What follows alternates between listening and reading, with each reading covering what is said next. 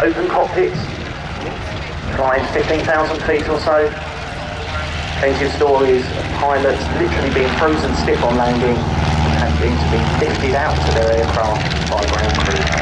Typically, a pilot on the front was 90 to 20 years old, often with just 20 hours of flying experience. Initially, parachutes were not allowed. Then the rather slower, more lumbering forms of the 504 and the B2C. More display team. The SE-5A's on the brake.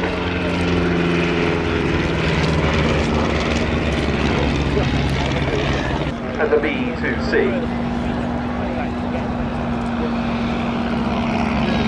There's the B2 pulling off to the right, the 504 to the left.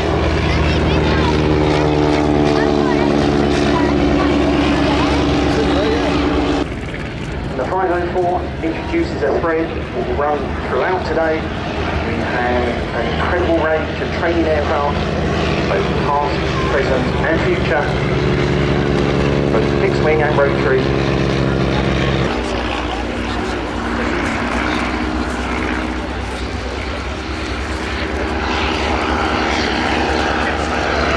And they knocked up several firsts. It was 504N model, second flight. The first aircraft of the RAF to be used as instrument flying trainers. The improved SE-5As were built, most of them not by the Royal Aircraft Factory itself, but by Austin Motors and Vickers.